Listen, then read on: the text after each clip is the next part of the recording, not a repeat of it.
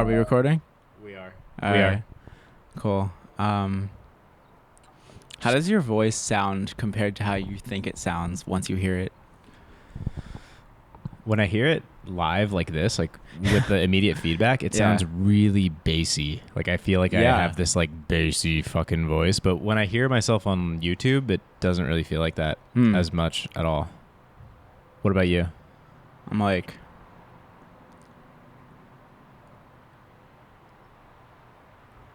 I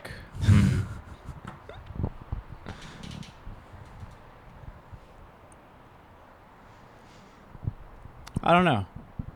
Like more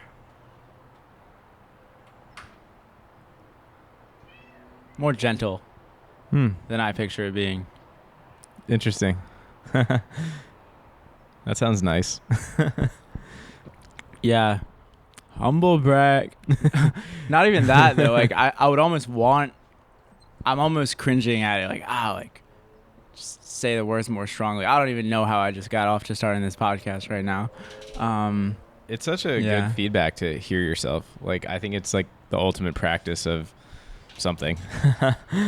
Yeah. Because it puts you on the spot. It's like, oh God, you sound stupid. You got to fix that. Like, you can't change how you sound by not hearing it. Yeah. That doesn't work like that.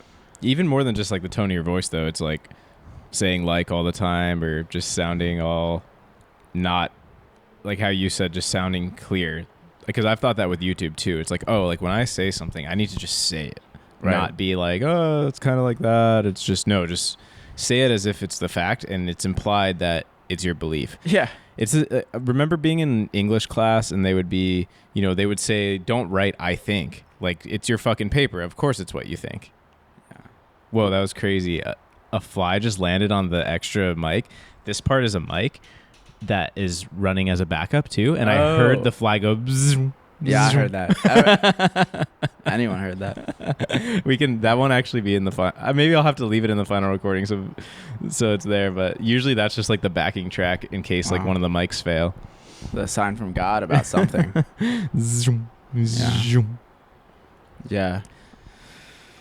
So podcast in person style. Yeah, I'm still on this thing about the English teacher. Yeah, keep it going.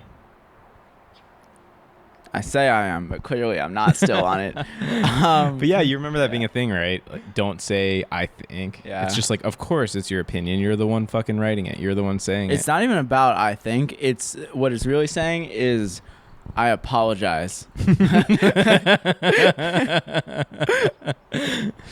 That is true, yeah. I'm sorry for having an opinion. I know it would be just more comfortable for everybody if I just stayed silent the rest of my life. I understand how that could be uncomfortable to hear somebody talking. I'm sorry, but I think what I think. We went straight to the depths. That is true, dude. It is an apology. Why else would you have to like preface it by being like, "Oh, it's just what I think." It's funny also when people say "I think" when it's not what they think. They're 100% sure. It's like, I think that that the laundry is done. It's like you just saw the laundry machine. It was done. Dude, it's easy to do that. I'm guilty of that for sure. Yeah, like I think I'm not in for that mastermind weekend. Sounds like you're not in. Exactly. Real quick, let me pause and restart real quick. I realized something. Okay. And people can hear the wind if they want.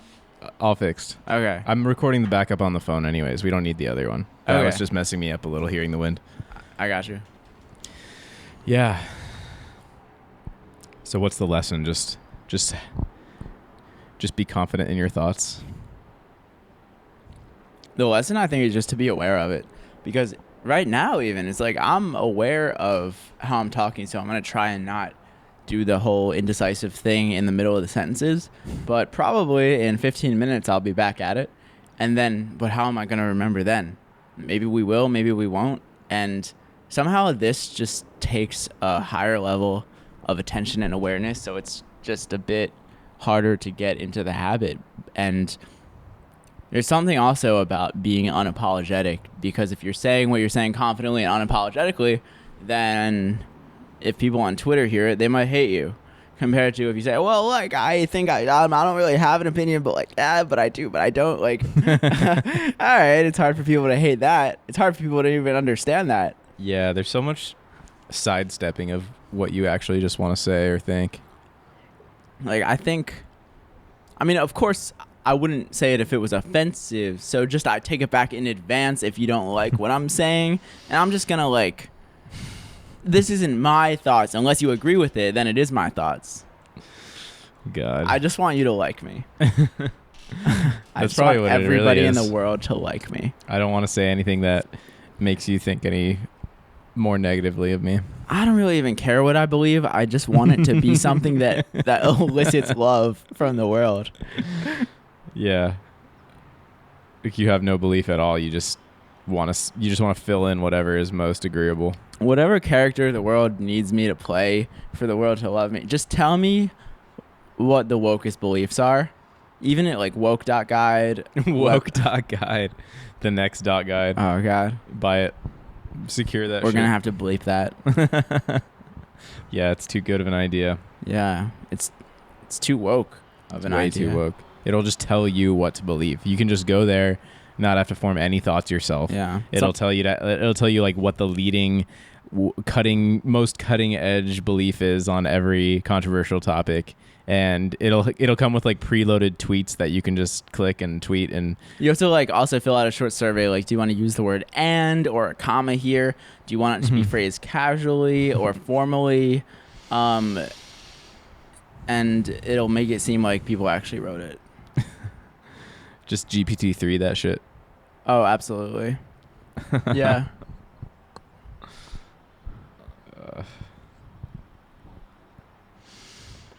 Sometimes the simplest solution is actually the best solution. If there's just a Wikipedia type website listing the right opinions, then yeah.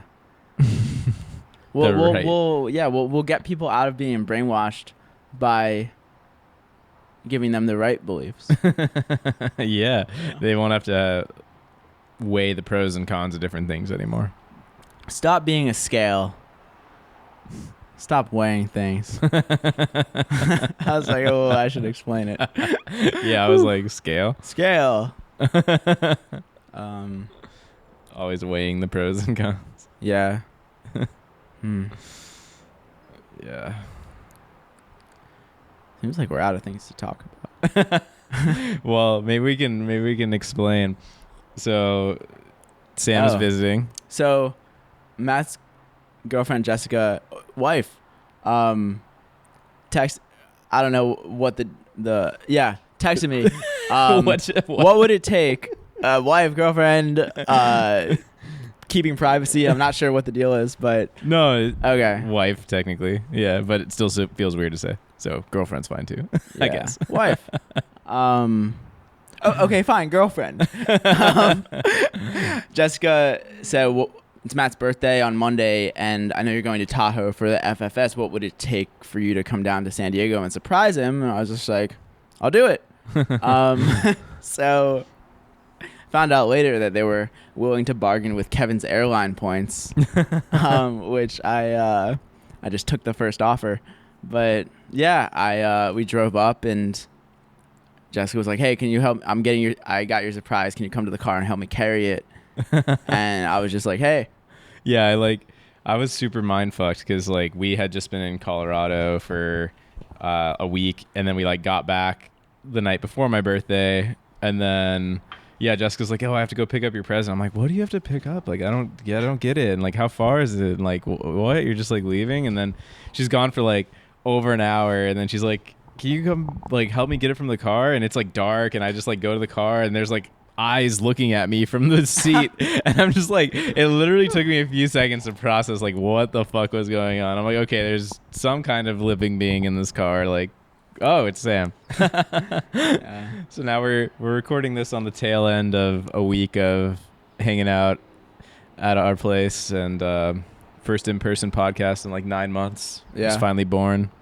Yep.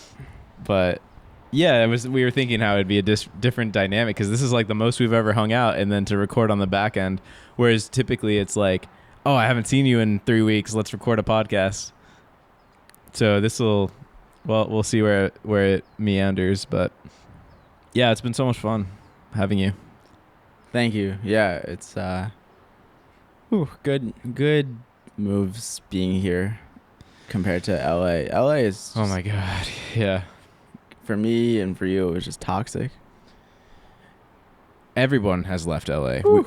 We talked about this. Like, it's crazy because, I mean, I'm sure it's documented on the previous Thoughts from Space Rock episodes. I'm sure there's me saying late 2019, yeah, but I finally have my group of friends here in LA. How could I ever leave this? They're all gone. Everyone's gone. All of them. Yeah. Like, I have like... Dude, my friends too. Yeah, Everybody. I have like a couple friends left in LA. A couple. Yeah. But like... pretty much all of them are gone in a matter of less than a year. Everyone left LA. Yeah. Puts on Los Angeles for sure. Yeah, California is just kind of falling apart. Yeah, but then down here... You're here, which is fine, but the cities. That's true, dude. San Francisco's fucked. SF Los and Angeles is fucked.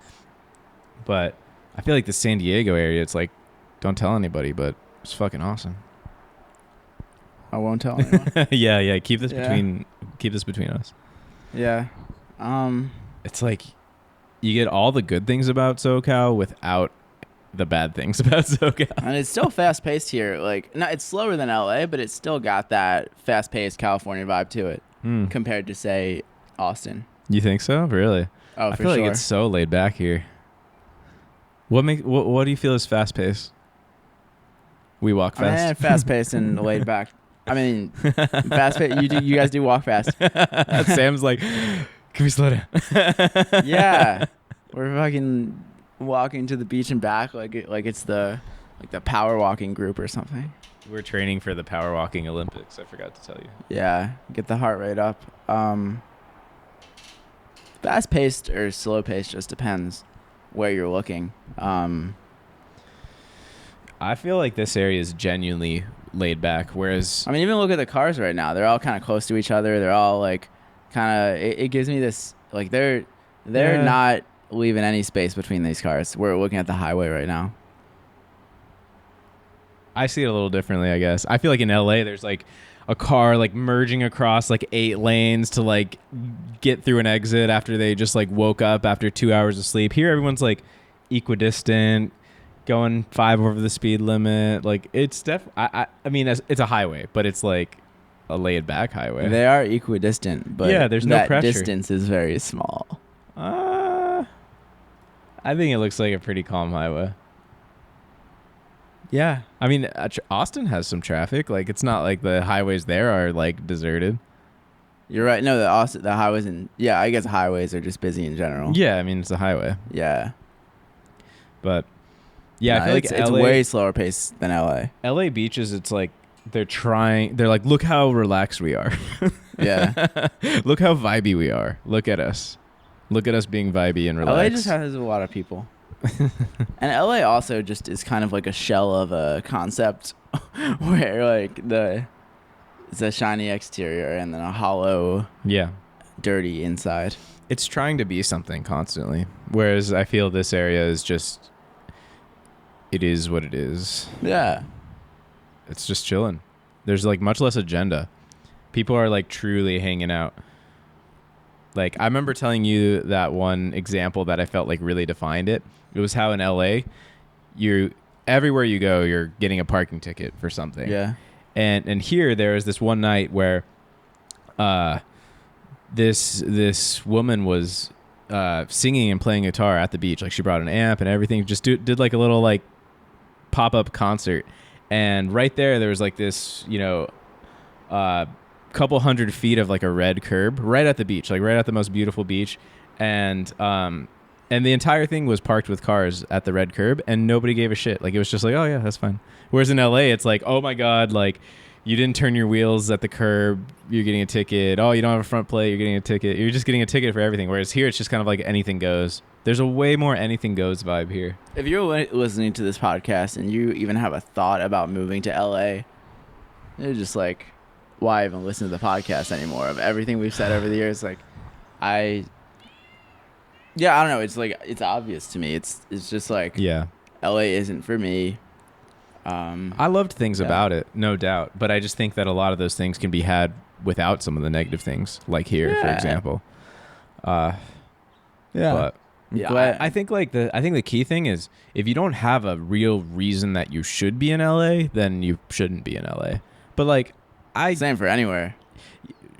yeah, but I mean like there are things that keep people in LA, you know, like maybe it's family, maybe it's a job, like I get that. Like if you have a reason that it would be hard for you to just like pull the plug on a place, like okay. But if you're like us, if you're, you know, doing online businesses and you have your friends are kind of all over the place, I don't think there's any reason to stay in LA for somebody like that. I don't even know what to say just because I agree with you.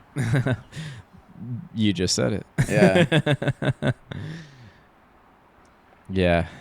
Yet you're still pushing for me to come out to Austin, which I think Austin, like I would bet on I'm Austin. not pushing for it. Austin's pulling you in. It is. I mean, Austin's great, but like, no doubt there's like more forward pushing in Austin than here. Like, no doubt about it. But I also love that. I kind of love that. Like here, we can just. It feels like it feels like a vacation. The beach is so awesome. The weather's perfect. We just have a good setup.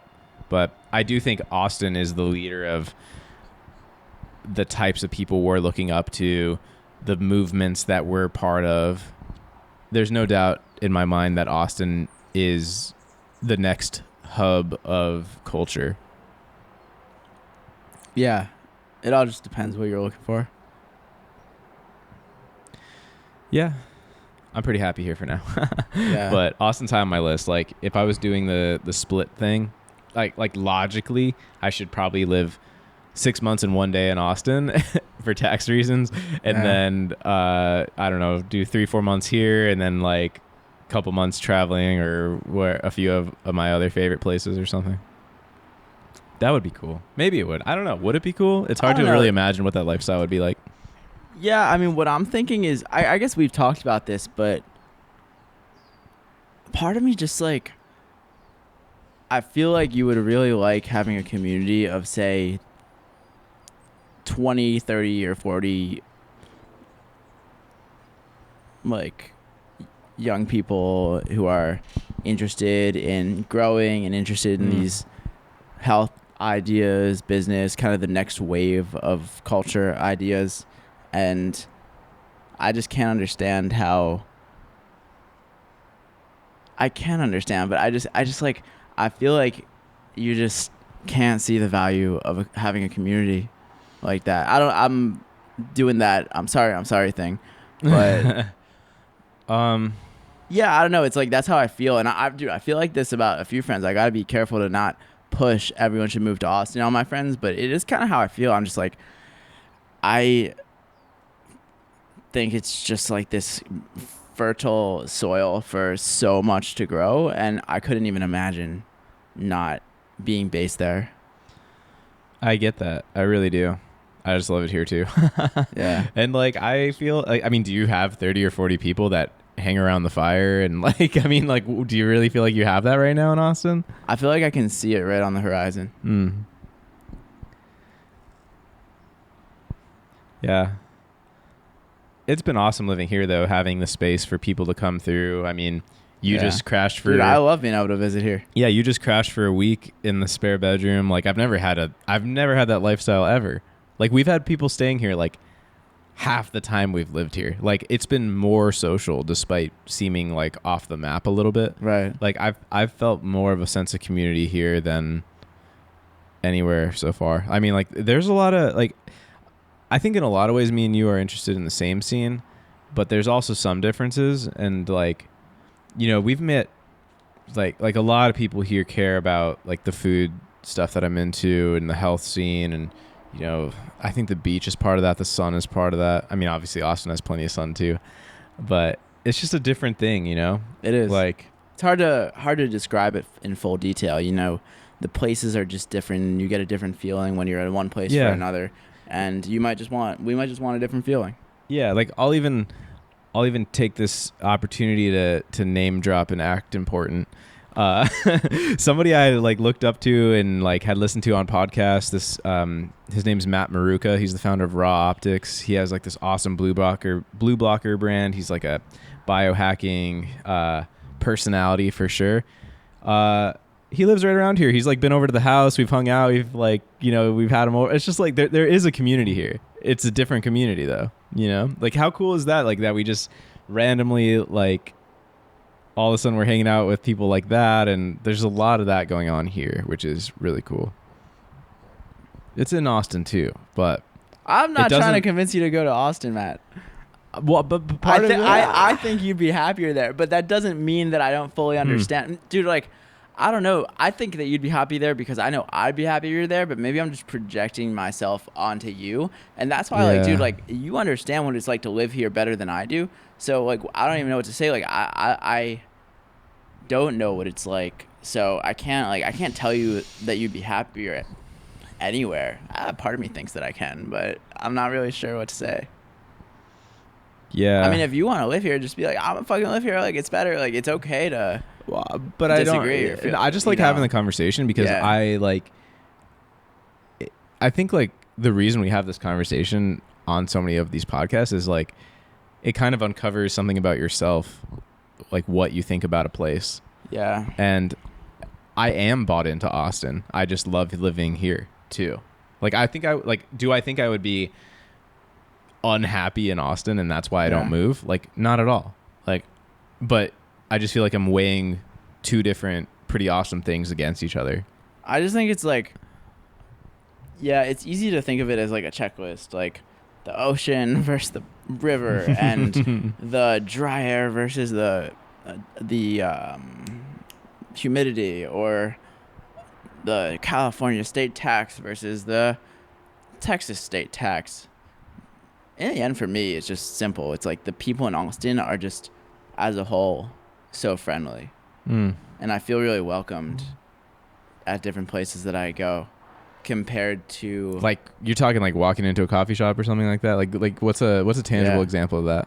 Yeah, and just walking into a coffee shop and feeling the vibes and feeling like it's just everyone's kind of just being themselves. Agreed. I agree. Yeah, these areas have different vibes. I mean, every little beach town here is like a little different too, but I don't know. Encinitas has a strong fucking vibe, if I have to say.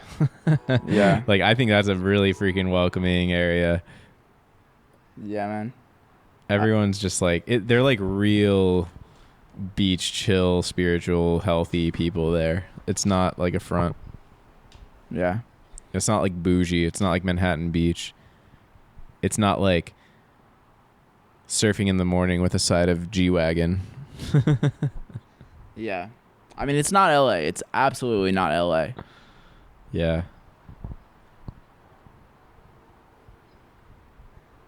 Yeah. I don't know. I love it. Yeah. I love both.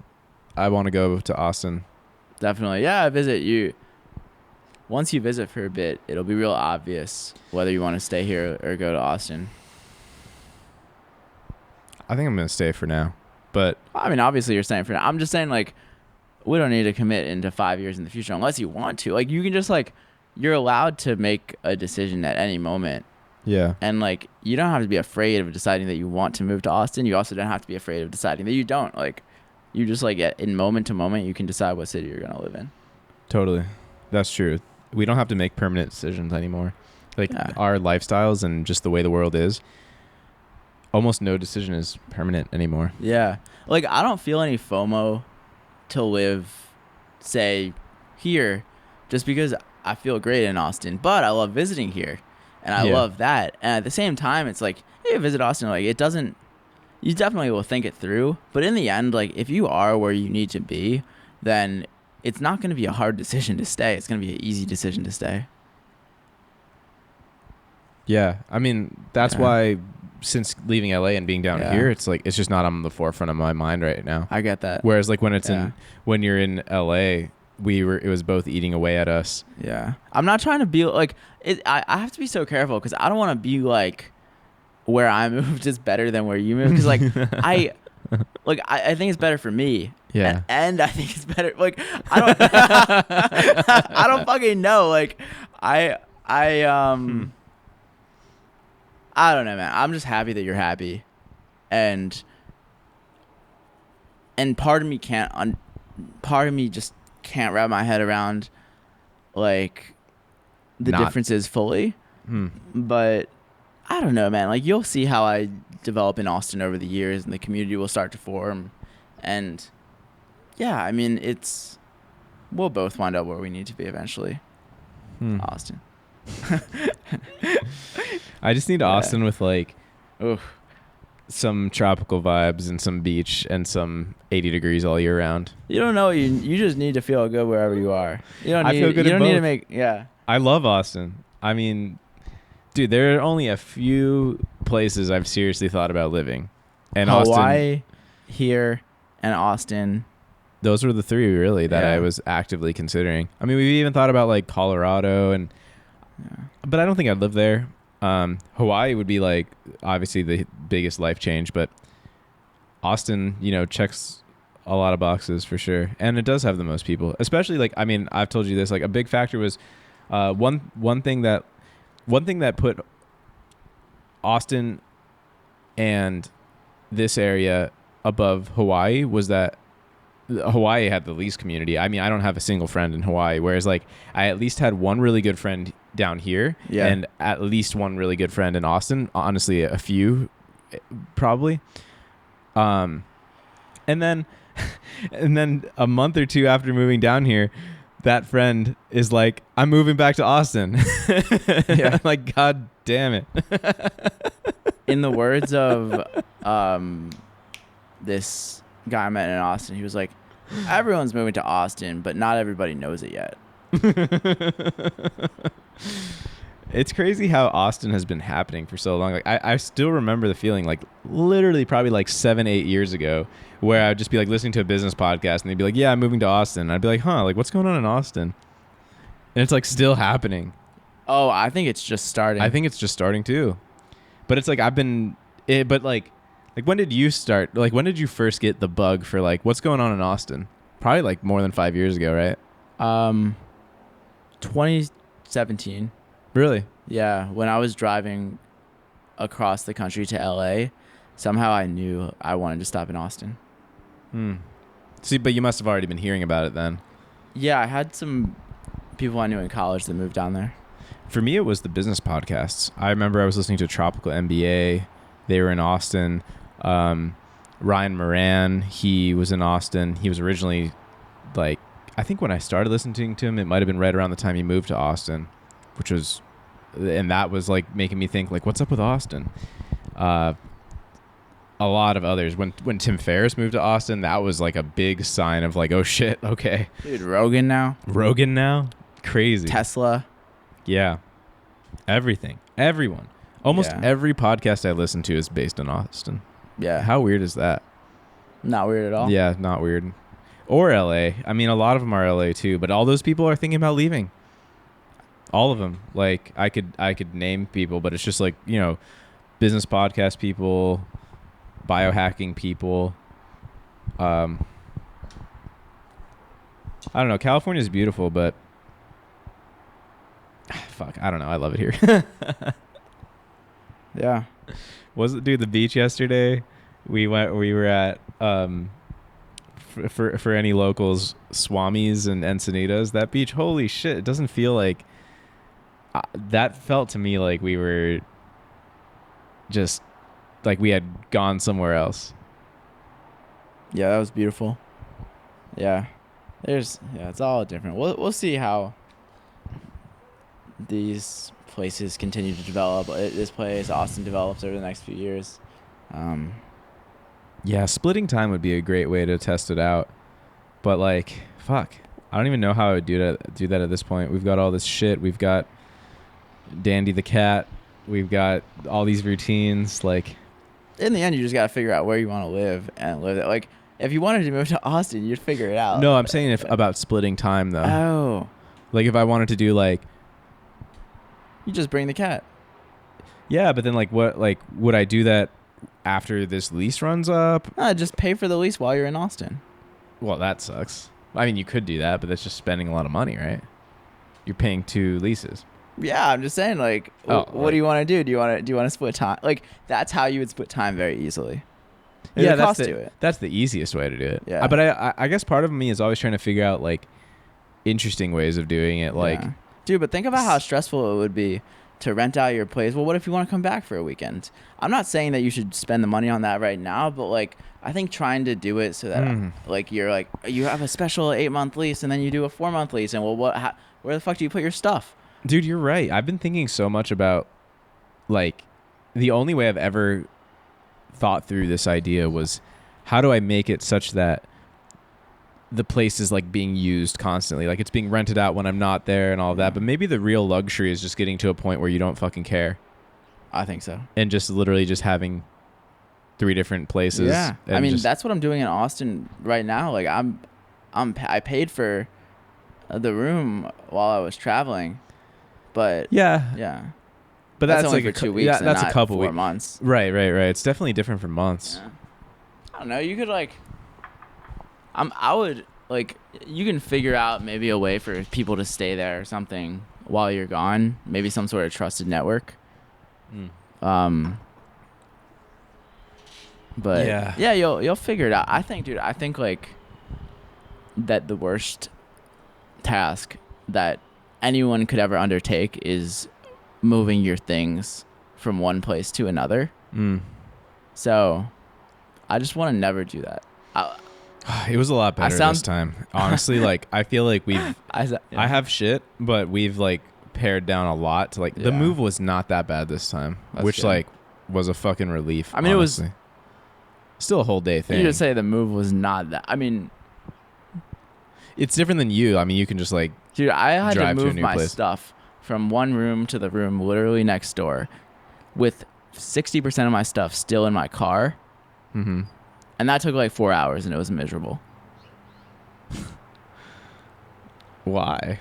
Like what stuff? I just hate moving stuff. I hate like, Why don't you like minimalize even more then? I should, but I want a record player. And as I want my books that I have, and probably don't need a snowboard. I don't need a snowboard. It looks cool to have, but I don't need that. I could totally downsize more. I gotta think. All right, what things have I brought with me on the last 8 moves that just stay in boxes? That's true, dude. We have a couple boxes just like, only a couple that are just like shit we're literally not touching. But no, it felt pretty good having like not as much shit this time. But we have furniture and stuff. Like that would be nice to not have to worry about that. If it wasn't for that, I mean, we could move in like a couple cars or whatever. Yeah, man. So we could go deep, do some sort of self-development exercise. We could hit some cannabis accessory or thing, and we could do that. That could be fun. We're outside. Let's do it. Yeah. Okay. Should we smoke the joint or the vape? Maybe the vape. All right. Yeah, that's a good idea. But we have to pack it. All right, I can pack it while we're on the podcast. Let me run in. Or whatever's easiest. Like, I'm down. Your choice. I think the vape will be kind of what we're looking for. Sounds good.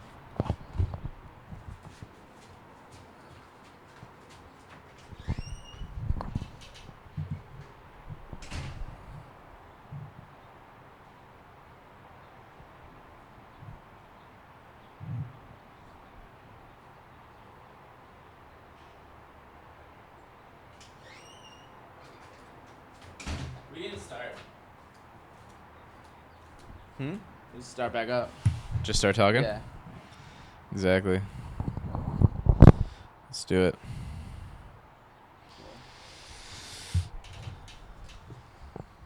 Let me know when. We're recording whenever. Okay. We're still recording. I'll just cut that out or not. We'll see how lazy I am.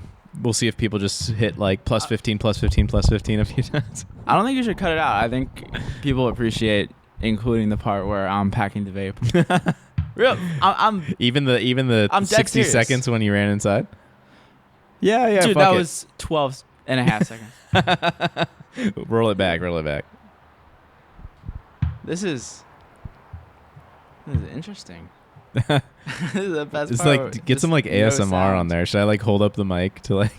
Should I like whisper like odd nouns into the mic? Odd nouns. It's oddly specific. Yeah. No dude, verbs. ASMR is all about oddly specific things. It's like, oh, we're cutting marshmallows with a hot wire. I guess it is about nouns. There's no feelings, just objects. Yeah. Everything is just a noun. All right.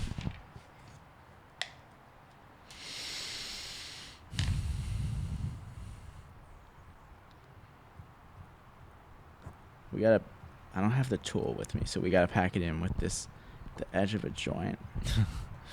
Let's see if this shit works. I'm sure. If not, we'll just smoke the joint. Yeah, this should work. Let's try it.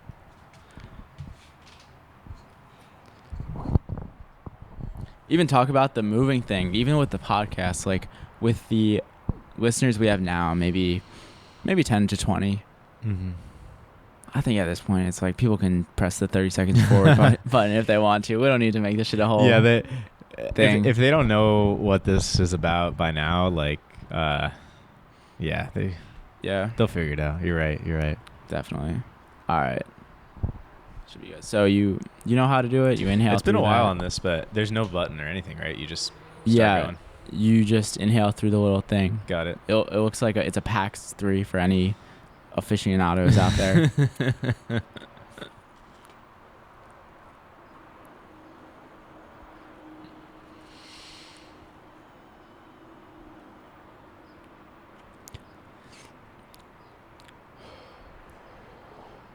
Yeah.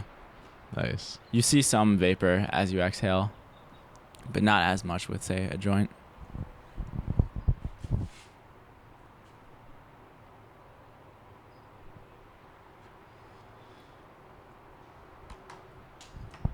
The taste.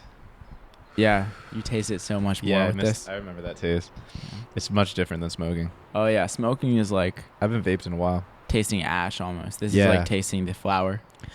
Yeah, I like just bought the batteries to get my vape going again. I think probably after this routine we've had lately, I'll probably switch the routine over to the vape routine. Seems Yeah. like a more sustainable way of going. Oh yeah, when I get back to Austin, I'm going back to the vape too. Yeah. It's fun to smoke joints while I'm traveling, but if I do that 24/7, somehow it just gets out of hand.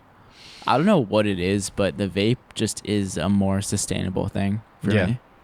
I feel that. Something about it. It's just a little like lighter.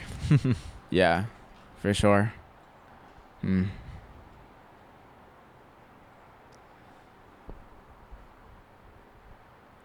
So, I was on the phone with my friend Seth the other day, and he told me about this time like 2 years ago when we were in Joshua Tree eating at Applebee's, that he asked me, I don't even remember this. He said, I asked you, what is the best way, the top way I could become a better entrepreneur? And without going into that conversation, I was like, oh, I asked you that? He was like, yeah, you did. I was like, it's kind of a good question. So, there's two ways to do this. We could either, I could ask you what way I could become a better entrepreneur, or I could just say it about myself. I think I kind of know. Maybe say it about yourself first. Yeah. What do you kind of know already? Like what are you maybe not afraid to say, but like what is the thing you know you should say? Right. I don't even know what I'm about to say, but it's something along the lines of not being afraid to really step into these projects and to, at this point, I've seen a lot of projects, my own, other people's. I have a sense for what makes something successful and what not. And everyone does it a different way, but I certainly have a way that I do it.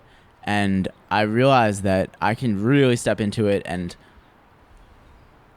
and not at all be scared of it growing a lot. I think that there's so much fear in myself with success and growing and becoming more and more successful, just because it alienates you from people as you go. Like, it's certainly like everyone is, I don't know, like they're like to like I don't want to alienate myself from people, and it's really relatable to be someone who is striving to start a business and like struggling and trying to make it. But then what do you do when you made it? And what do I do if I'm making, millions of dollars a couple years from now, and the comedy takes off and things take off, and part of that really excites me and that's what I'm going for. But part of it really scares me, because when you're more visible, then more people kind of feel, whether it's love or insecurity or just like, you just like get more attention, and it's almost nice to just not have attention in a way, just privacy. Even we're out here on the porch, like we're just by ourselves, and part of me is afraid to lose a sense of whether it's privacy or just relatability. I'm not quite sure how to put my finger on it, but I think that just stepping into that would be a way I could grow. And that was a long-winded answer, but then a short-winded answer would be hiring. I love that. I admit, when people say they're afraid of success, like part of me has like a reaction of just like, really, like it seems like is that really true? But you explained it in a way that makes sense. But maybe I'm suppressing something in myself. But I've never thought I could be afraid of success, like or fully believe when people say that to some extent.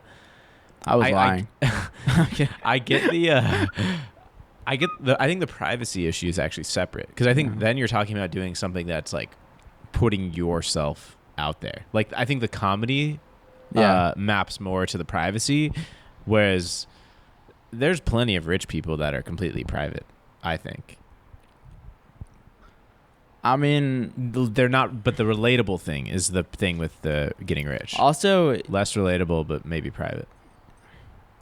Yeah, you're right. You can be private, but still having a lot of money just draws attention, whether you're famous or not.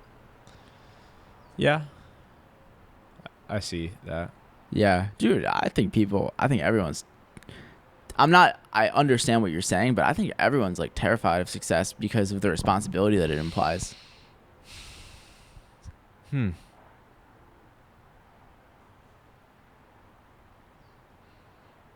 But probably less terrified than just like the mundane problems of everything that would be solved by that. Like I think I don't know. Like, oh yeah, you still want it to happen. Yeah, you want it to happen. You want it to happen, for sure. But like, at a certain point, even for me, I'm meeting my needs. I can travel. Things are pretty comfortable, and I'm still a little bit unorganized in some ways, and there's still ways for me to grow. But I think in general, I've like almost achieved freedom from this legacy corporation system. Damn. So if I wanted to, I could just chill. But at this point, what do I do if I want to keep growing? Then it's gonna get bigger and bigger. And like, dude, if you're making, say, $1 million, $10 million, $100 million a year, then that's some big money, and it's gonna attract a lot of things, a lot of good things, a lot of bad things. And being somebody who's capable of having the stomach for that, and just having shit happen and just being able to stay calm in the storm, I see it happening more and more, and I know that is a area for growth too, to kind of be in that adult energy and not be in that like frantic child, like, this happened and that happened. Like, yeah, shit happens, and just being able to control my own calmness and not to be thrown off the horse so easily is going to allow me to step into bigger projects and bigger things. dude, I'm terrified of like comedy or business. You know, it's everyone's like so insecure, and I know that if you become good at something, then you just like elicit other people's insecurities just come out.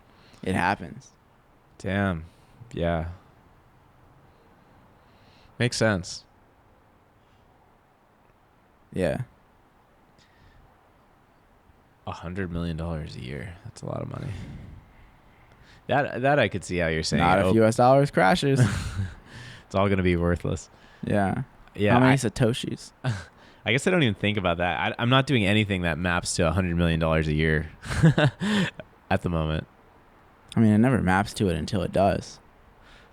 I mean, yeah. I mean, you have to be doing something that could possibly result in that, or else it's not gonna result in that. Yeah, I mean, if you think you're not doing anything that could possibly result in that, then I guess you're right. I would just say that I see it differently. I just mean I don't think any of my current businesses are. Yeah, it's a self-fulfilling prophecy. If you don't think that it could bet that big, Yeah. then you're right. I just think it's more of a choice. Well, I think businesses have different goals. For sure. There's no right or wrong goal. Yeah. I'm just saying if it could, if that was...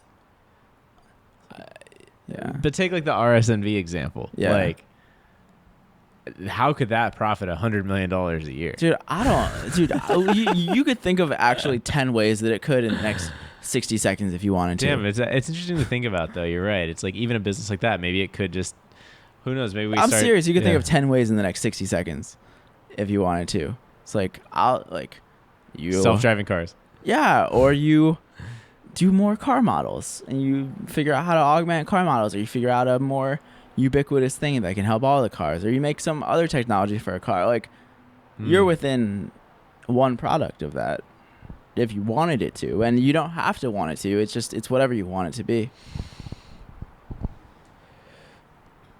Yeah, that reminds me of a car-related business idea I heard on the My First Million podcast. It was like about these radar detectors.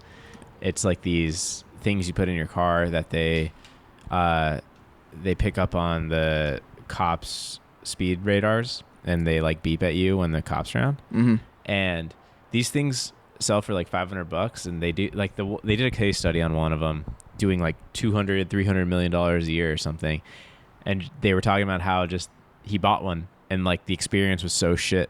It's like, wow, like, okay, that's a big idea, like making the iPhone of a radar detector or something. But it's like, I don't know, we're not doing that right now. Yeah, that's probably $100 million idea. Like, the learning and the growth over the years, like, what do you think it's all leading towards? Like, if it grows, or you could never like say I'm not on the path for that, because you just don't know. I'm not saying I'm not on the path for it, Yeah. but I'm saying like it would be like it'd be a new business, I think. Yeah, sure. Just I know what I'm working on. You know yeah, what I mean? No, like, I feel that. Yeah, I you're right. Like I'm not working on Yeah. like a piece of software that the whole entire world could potentially use. yeah, but you might be working on things that are going to give you the idea for that. Yeah. Yeah, maybe I'll start something new that will have that potential. Yeah. I just like It could be a new thing. Yeah. I just don't the things I'm doing currently aren't mapping to that, which is fine. I'm not. It's not like a disagree. I'm just like, that's what I'm doing right now. They're relatively smaller in the grand scheme of things. I mean, they're potentially millions and millions of dollars, but they're not billions. But I don't know. What percentage certainty are you that it's not billions? Are we going with like the RSNV example? Like, is that kind of the framework? I don't know. It doesn't even matter. Like, just because we're making really niche products for very Yeah. specific things, like it's not something I'm trying to like I get scale to the entire world. It's just not really. It's like this podcast. It's like yeah. it's like what are the chances that we have 1 billion listeners by next year? Like okay, like we would probably do things differently. Like if that was the goal, which it's not. Yeah. Sorry to the 1 billion people listening. This is not for you. Yeah. Yeah, I don't know. I guess I feel like it might happen without trying for it. Hmm. I feel like actually also trying for it almost makes it not happen. It's like if I just start the business that I want to start, one after another, then eventually they're gonna have pretty wide appeal. And yeah, I mean, I think that that's what's scary about it is that it can happen without trying for it. Hmm. Yeah, I mean, we've been talking. I Mm. wanna have the next idea. Like I've been Yeah. practicing having ideas. It's like honestly the most fun thing I've been doing entrepreneurially is just trying to come up with new ideas. And I've got a bunch, and I've got so many that like would work, but just trying to figure out which ones are actually worth pursuing, or like they've got to have a lot of factors. It's not enough that they would work. Right. They have to fit in somewhere meaningfully also. Yeah, for sure. Yeah. I've been just practicing the ideas. Steal this idea. Email list every Friday, except the ones where I don't send it. Yeah. Good segment. Hmm. Yeah, I think about stuff too, like what to start next. And yeah, part of me has the same thing that we both have. Like, well, I want to finish this project before I move on to the next. Hmm. And yeah, some of those I end up finishing, some I don't. But yeah, I guess what I'm trying to do now is just scale. Instead of trying to work on one business or another, trying to just scale production capacity in all of the businesses so that the system as a whole just starts to grow. Hmm. It's like if I have somebody that can do this video or set up a Shopify site or do this or that, or like people that I trust, Yeah. then all of the projects can just get started way faster, and then you're on a whole new level.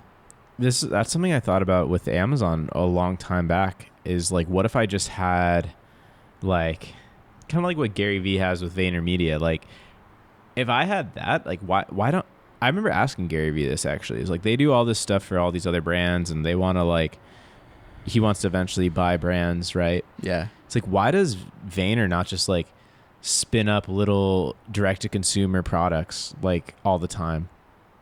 Like if you have that type of capability just like on deck, Yeah. be like, D2C toothbrush, go do it. Hey.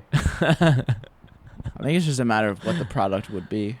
But there's so many ideas. I mean, like I feel like having the ideas, there's no shortage of. It's like what's hard is what you said, is like having the people just ready to unleash on a project, Yeah, and having the resources. yeah, and having the people, and then also having the project be important enough to use them on that compared to not something else. Like Yeah. I have a bunch of ideas, but I'm telling the like the people that are working with me on the crypto projects are working on the crypto projects and not on some blogging idea I have or Yeah. app idea. Like I would love to have those things built. It's just like first things first.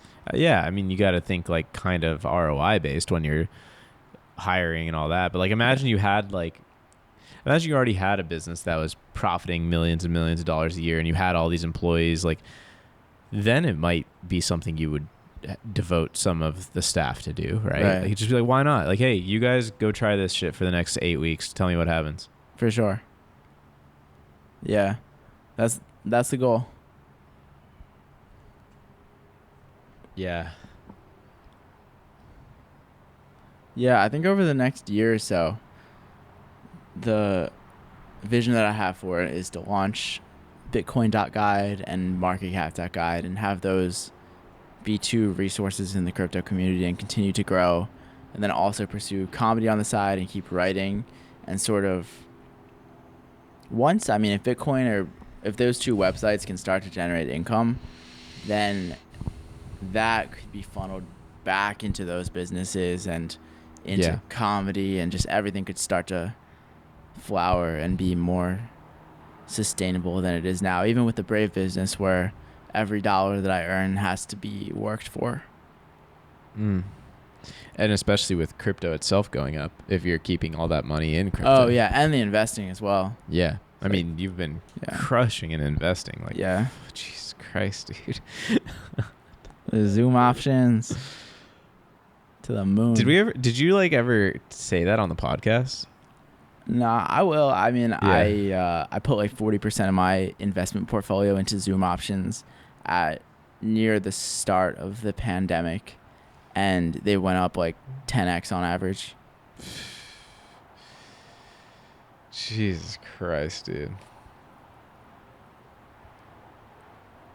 It's crazy. I mean, it's up and down and up and down. They've been up 100%, down 50% many times. Yeah. So it's even now. I'm down like 25% From the since- top, though. for sure. Yeah. Yeah, you're up 800% from where you used to start. Exactly. That's why it's pretty not too bad to look at still. Yeah, I mean, it's all like when that happens, it feels like play money. It's just like, wait, what happened here? Yeah.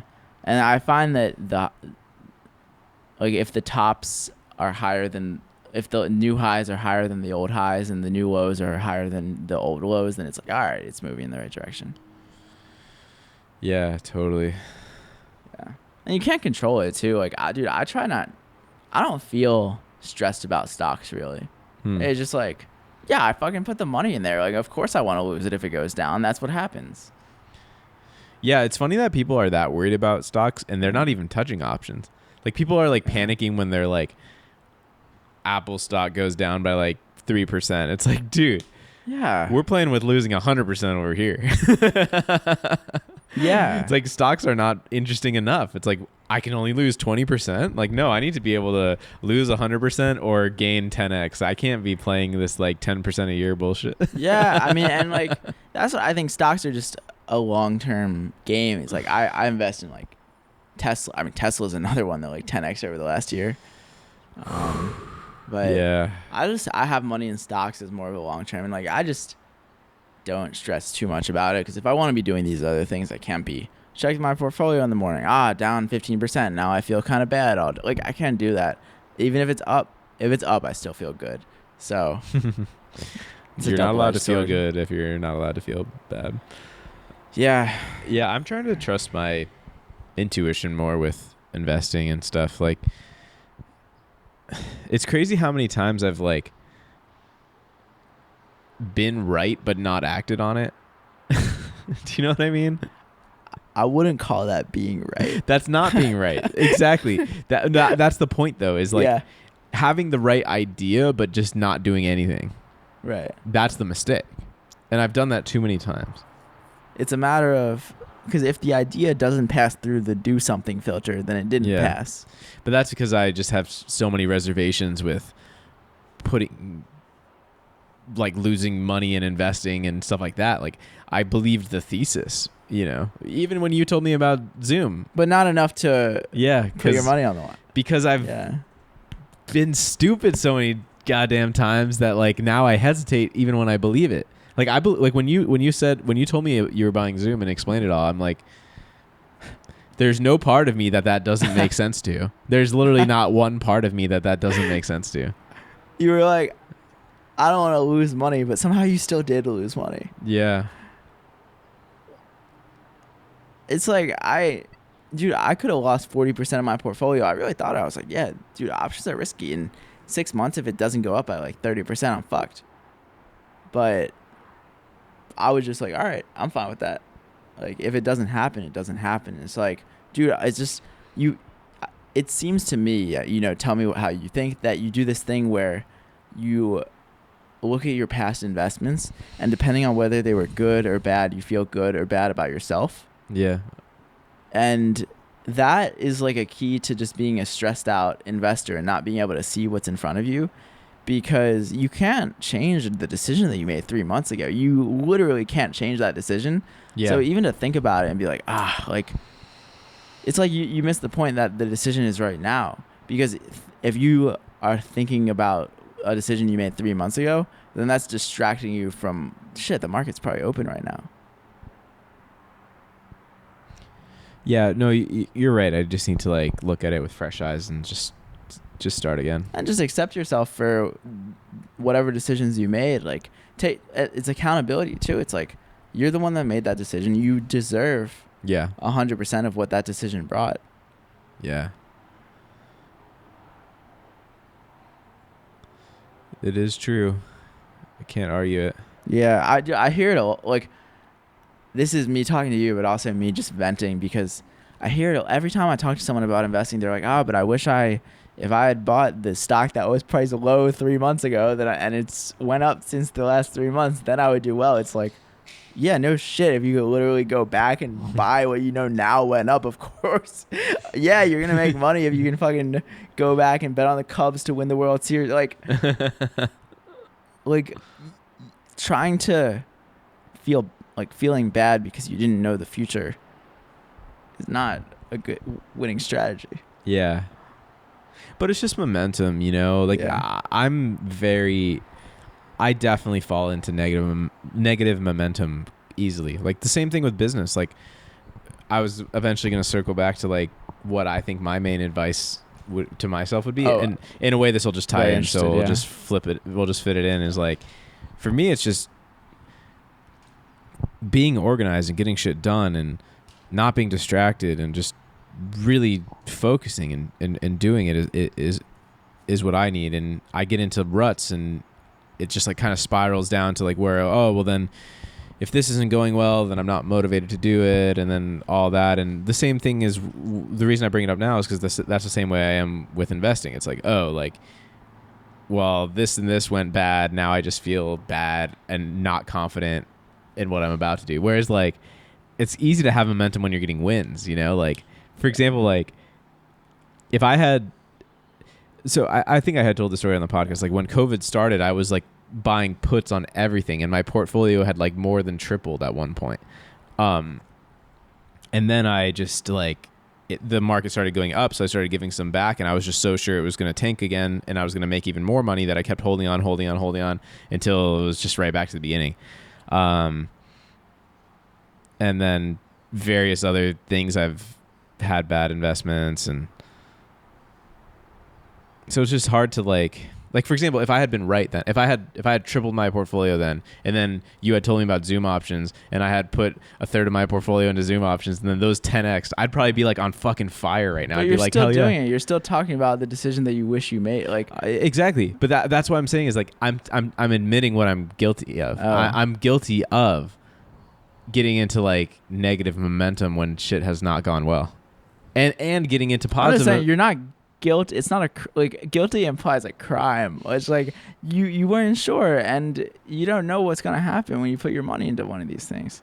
Yeah, no, that's not what I'm talking about. All right. What I'm talking about is I'm saying I'm what if I'm guilty of something, it's that it's like riding the negative momentum or riding the positive momentum. Like if I had that win with the puts on everything, and if I had then rolled that into a win, then I'd be like, fuck yeah, you know? Yeah. And moving forward. Whereas like, because I took the opposite of that, now I'm just like, I don't believe in myself, you know? And that's why I didn't buy the Zoom options, right? The reason I didn't buy the Zoom options is because I had like just been stupid on something else. So I'm like, nah, I'm stupid. I don't trust myself. Like, yeah, I believe you this, but I don't believe it. I didn't believe in it. I didn't believe in my own decision. Yeah.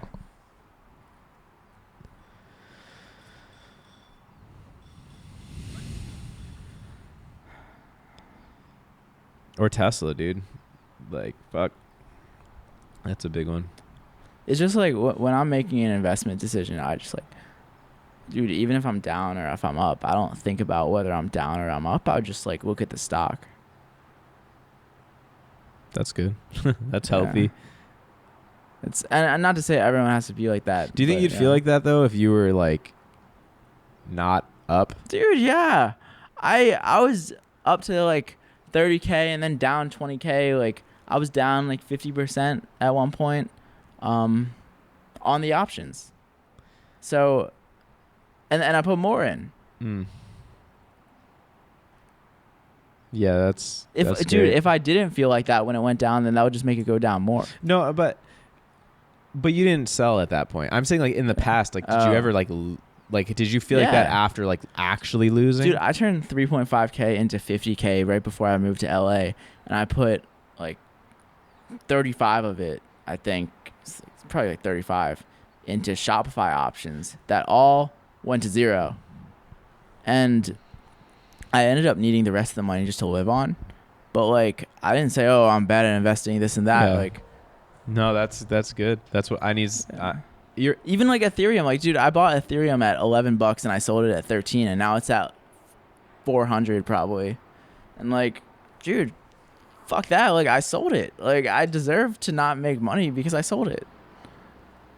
I think investing. You have a great mentality.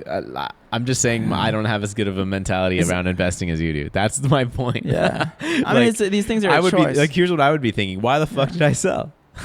Oh. But that's not a real question. Because if you ask it, like, oh, well, why? If you ask it, you would say more something like, well, why did I sell? And not why the fuck did I sell? It's sort of implying that you're like hitting yourself with the question. It's like, well, why did I sell? Because I didn't understand Ethereum. Have my answer. I didn't understand. I was like, I can't invest in some shit that I don't understand. And I will feel But you did invest in it. Yeah, but that's before I realized that I didn't understand it.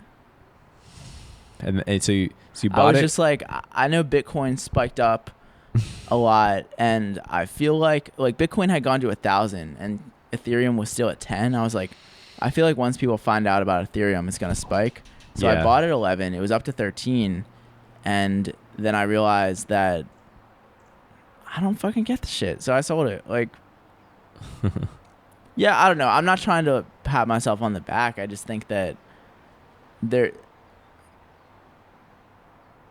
just is super curious and baffling to me that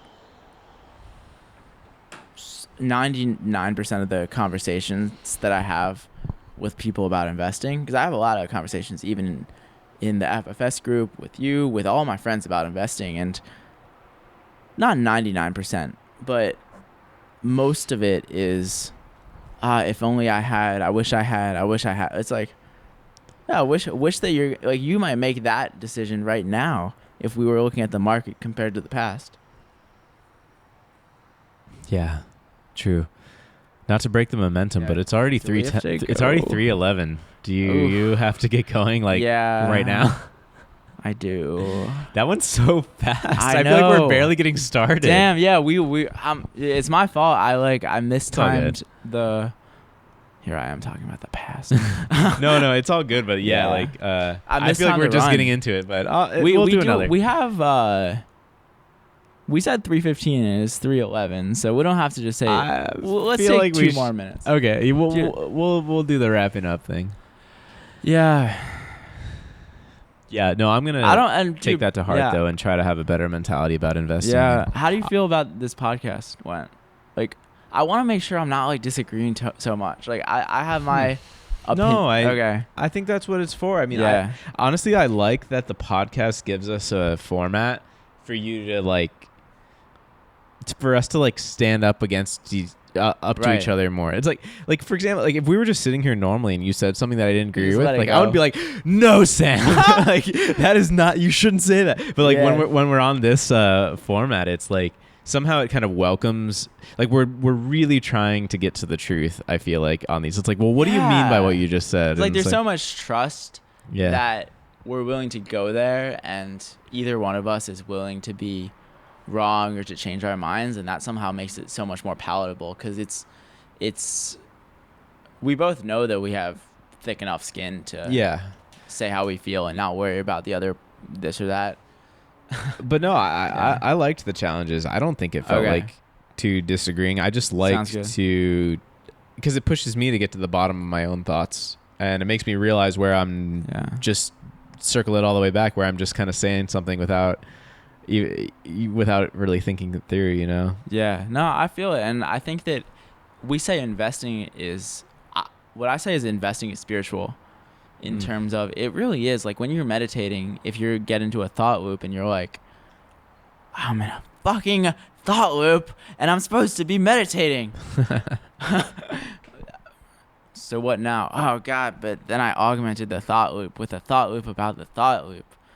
Oh no, I'm so far out of it at this point. I'll never get. Oh god, I keep doing it. I keep doing it. I'm still doing it. I'm gonna get back eventually. How do I get back? I'm gonna get back.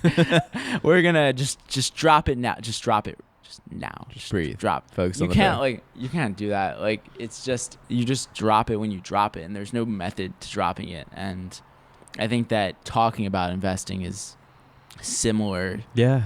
to a meditation. It's like because that thought is gonna come up. Like I wish. Holy this. shit, dude! Like, Yeah. sorry to interrupt, but like, you're just so right. Like, it's crazy. I feel like like this makes me realize that I hold like emotional baggage around investing. Yeah. Like I literally do. Like how people like have like trauma around things. Like I literally am super negative about it.